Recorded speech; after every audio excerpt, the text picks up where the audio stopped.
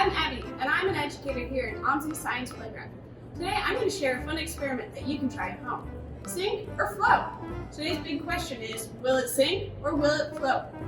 And the science process skills that we're going to be practicing are observing, predicting, experimenting, comparing, and communicating.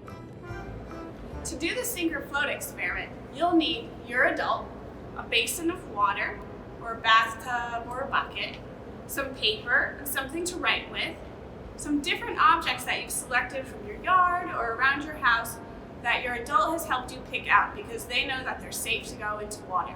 And it's also helpful to have a towel. To conduct our experiment today, the first thing that we're going to have to do is hypothesize or make predictions. And these are guesses from things that we already know about stuff. So to make a chart that shows your different predictions, you're going to take your piece of paper and draw a squiggly line across it. That's going to be your water. So if you think about it like this, when I hold my line up, the line matches my water. Things on the top are where I'm going to put my predictions about what floats, and below the line is going to be my predictions for things that sink. So you can either write the name of the objects or draw a picture of them. I already have some pictures of them made up, and today I'm going to be testing 3 different objects. I have a turtle, a wooden block, and a feather. It's purple. I wonder if that makes a difference. So I'm going to predict that my turtle can float, because I know that turtles can swim, so maybe they can float too. I'm going to predict that my block will sink, because blocks are kind of heavy, and a lot of times they might sink. If something's heavy, that's what sinks. And then for my feather, I'm not sure.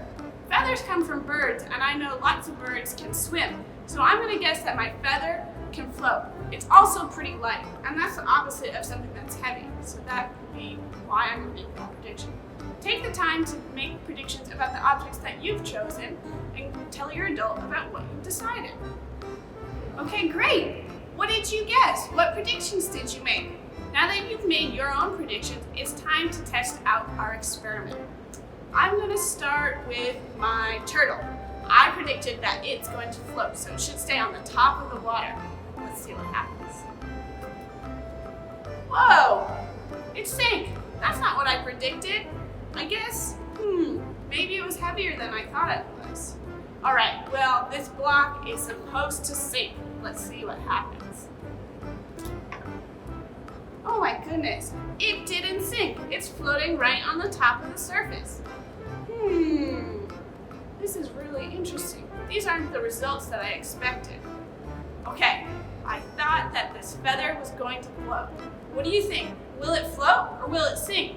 Both of our predictions haven't turned out the same as our results, which is okay, but really interesting.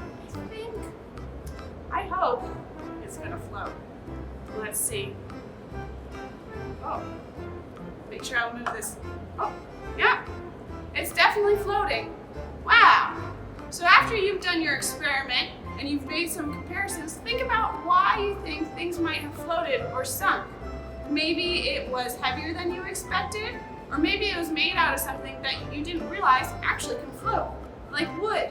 Have you ever tried racing sticks down a river? They're floating.